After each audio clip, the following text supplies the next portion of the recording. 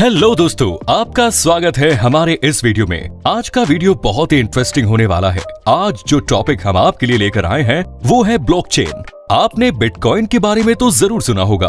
Bitcoin एक तरह की क्रिप्टो करेंसी है।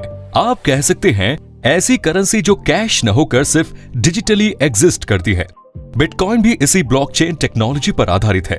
आजकल बहुत सी क्रिप्टो करेंसीज मार्केट में आ गई है। ब्लॉकचेन टेक्नोलॉजी क्रिप्टो करेंसी के आने से बहुत पहले ही आ चुकी थी। क्या आप जानते हैं ब्लॉकचेन क्या है, कैसे काम करता है और इसकी जरूरत हमें क्यों पड़ी?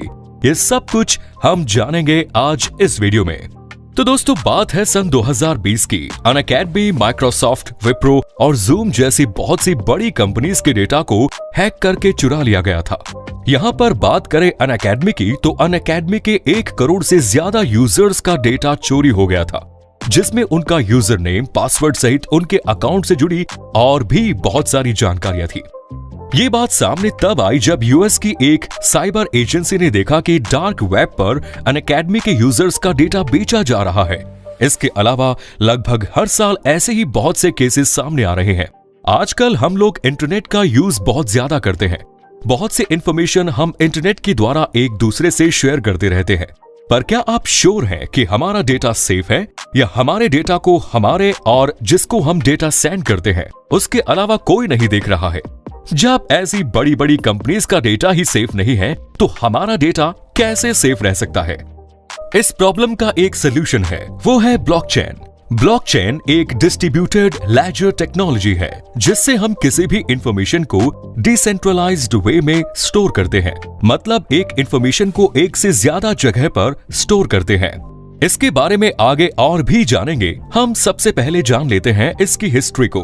सन 1991 में स्टुअर्ट हैबर और डब्ल्यू स्कॉट स्टोरनेटा नाम के 2 लोगों ने सबसे पहले क्रिप्टोग्राफी का यूज करके कुछ ब्लॉक्स की एक चेन बनाई। अब क्रिप्टोग्राफी क्या है, इसके बारे में हम जानेंगे अपने किसी और वीडियो में। तब तक के लिए ऐसा समझिए कि ये एक ऐसी टेक्नोलॉजी है जिससे हम किसी भी डेटा को सिक्योर रखते हैं। इस चेन को बनाने का इनका उद्देश्य ये था कि इन ब्लॉक्स में रखे हुए डेटा से कोई छेड़छाड़ न कर सके। इसके बाद सन 1998 में निक ज़ाबो नाम के एक शख्स ने इस टेक्नोलॉजी का यूज करके पहली डिजिटल करेंसी को बनाया जो कि डिसेंट्रलाइज्ड थी। पर इस तरह की डिजिटल करेंसी को पेपर करेंसी की जगह पर अडॉप्ट करना शुरू नहीं हुआ, क्योंकि इसका सबसे बड़ा ड्रॉबैक ये था कि ये करेंसी एक से ज्यादा बार खर्च की जा सकती थी।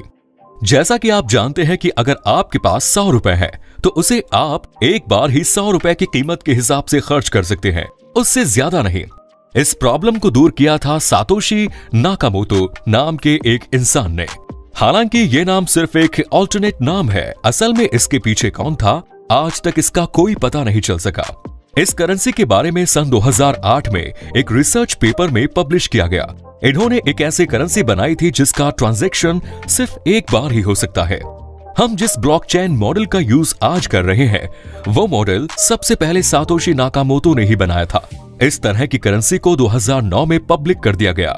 सन 2014 के बाद से इस ब्लॉकचेन टेक्नोलॉजी को सिर्फ क्रिप्टो करेंसी तक ही सीमित नहीं रखा गया, बल्कि और भी बहुत से सेक्टर्स में यूज किया जाने लगा। ये तो था ब्लॉकचेन का इतिहास। आइए अब जानते हैं कि ये काम कैसे करता है। ब्लॉकचेन कई सारे ब्लॉक्स की एक चेन है। इन ब्लॉक्स के 3 पार्ट्स होते हैं जिसमें कुछ डेटा होता है। पहले पार्ट में उस ब्लॉक का हैश कोड होता है जो क्रिप्टोग्राफी द्वारा क्रिएट होता है। हैश कोड एक तरह का कोड होता है जो इन ब्लॉक्स को यूनिकली आइडेंटिफाई करता है। जब किसी ब्लॉक के डेटा में कुछ चेंजेस किए जाते हैं तब उसका हैश कोड भी बदल जाता है, जिससे कि हमें पता चल जाता है कि इस ब्लॉक के डेटा में कुछ चेंज किया हुआ है। ब्लॉक के दूसरे पार्ट में कुछ डेटा या इंफॉर्मेशन होती है। तीसरे पार्ट में इस ब्लॉक से जुड़े हुए पिछले ब्लॉक का भी हैश कोड होता है। जब भी कोई डिजिटल ट्रांजैक्शन होता है उस ट्रांजैक्शन के रिकॉर्ड को ब्लॉकचेन के द्वारा ही सेफ रखा जाता है। ब्लॉकचेन में कई ब्लॉक की चेन होती है जिसमें डिजिटल ट्रांजैक्शंस का रिकॉर्ड ब्लॉक में सेव होता है। डिसेंट्रलाइज्ड लेजर होने के कारण इसमें ट्रांसपेरेंसी होती है, जिससे नेटवर्क से जुड़े सभी कंप्यूटर तक लेजर की कॉपी पहुंच जाती है। ब्लॉकचेन को आमतौर पर एक पब्लिक डिस्ट्रीब्यूटेड लेजर के रूप में यूज करने के लिए एक peer to peer computer network द्वारा मैनेज किया जाता है। उस चेन में जितने भी कंप्यूटर्स जुड़े हुए हैं सभी को नोड कहा जाता है। पीयर टू पीयर नेटवर्क का यहाँ पर मतलब है कि सभी कंप्यूटर अपने आप में एक होस्ट का काम करते हैं, जहां सभी नोड्स एक साथ नए ट्रांजैक्शन के ब्लॉक्स को ऐड करने और वैलिडेट करने के लिए एक ही तरह के एल्गोरिदम और प्रोटोकॉल का यूज करते हैं। इस चेन में अगर एक बार कोई ट्रांजैक्शन का रिकॉर्ड स्टोर किया जाता है तो उसे दोबारा चेंज नहीं किया जा सकता। यहाँ पर एक एग्जांपल लेते हैं। मान लीजिए 10 कंप्यूटर या नोड्स एक ब्लॉकचेन नेटवर्क से जुड़े हैं।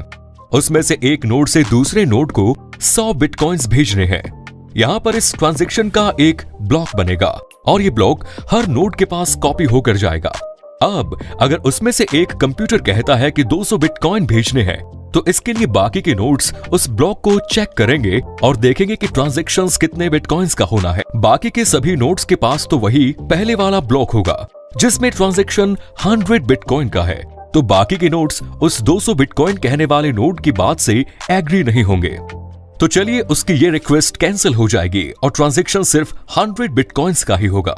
इस टेक्नोलॉजी में किसी भी ट्रांजैक्शंस को होने के लिए मेजॉरिटी चेक की जाती है। यहाँ पर अगर 10 में से 6 नोड्स 200 बिटकॉइन कह देते हैं तो पहले वाला ट्रांजैक्शन न होकर 200 बिटकॉइन वाला ट्रांजैक्शन होता है। तो यहाँ पर हमने इस एग्जाम्पल से ये समझा कि अगर कोई भी इंफॉर्मेशन किसी ब्लॉकचेन यूज करने वाले नेटवर्क पर है तो उसे हैक करना या उसे चेंज करना बिल्कुल भी आसान नहीं है। अगर 100 कंप्यूटर एक साथ ब्लॉकचेन से कनेक्टेड हैं, तो कोई भी इंफॉर्मेशन हो हर नोड के पास होगी। एक हैकर को हैक करने के लिए उन 100 नोड्स में से 51 नोड्स को हैक करके उनसे इंफॉर्मेशन निकालनी होगी। अगर उसने 49 को भी हैक कर लिया तो बाकी के 51 नोड्स जो कि मेजॉरिटी में है उसे इन इंफॉर्मेशंस तक पहुंचने की इजाजत नहीं देंगे। हमारे देश की जो सेंट्रल अथॉरिटी ऑफ करेंसी है आरबीआई, उसने भी अब डिजिटल करेंसी को इसी ब्लॉकचेन और क्रिप्टोग्राफी का यूज करके जारी कर दिया है। जब एक इंफॉर्मेशन सिर्फ एक ही जगह पर स्टोर होती है तब उसे हैक करना या चुराना बहुत ही आसान होता है, क्योंकि इसे हैक करने के लिए आपको सिर्फ उस सिस्टम की सिक्योरिटीज को तोड़ना होगा जहां पर इंफॉर्मेशन स्टोर है। इसी वजह से बहुत से सेक्टर्स में अब ब्लॉकचेन का यूज किया जा रहा है, क्योंकि ये डिसेंट्रलाइज्ड होने की वजह से ज्यादा सिक्योर है। अब तक तो आप समझ गए होंगे कि ब्लॉकचेन का यूज हम क्यों करते हैं और इसकी क्या इंपॉर्टेंस है। अगर आप भी एक ब्लॉकचेन डेवलपर बनना चाहते हैं तो इसके लिए आपको बता दूं कि बाकी सभी चीजों की तरह इसमें ज्यादा कुछ टेक्निकल स्किल की रिक्वायरमेंट नहीं होती। आपको बस प्रोग्रामिंग लैंग्वेजेस, नेटवर्क और कंप्यूटर की एक बेसिक नॉलेज होनी चाहिए। आने वाले समय में एक वेबसाइट से लेकर हर वो चीज जिसमें डेटा का काम है इसी ब्लॉकचेन को इस्तेमाल करने वाली है। इसके लिए आप बीटेक और एमटेक भी कर सकते हैं। अब तो बहुत से ऐसे इंस्टीट्यूट्स हैं जो हर साल ऑनलाइन और ऑफलाइन सर्टिफिकेशन प्रोग्राम्स निकालते हैं। तो दोस्तों, उम्मीद है कि आपको हमारा ये आज का वीडियो जरूर पसंद आया होगा। इसे लाइक करें, शेयर करें और अगर हमारे चैनल पे आप नए हैं तो सब्सक्राइब करें। मिलते हैं नई वीडियो में। धन्यवाद।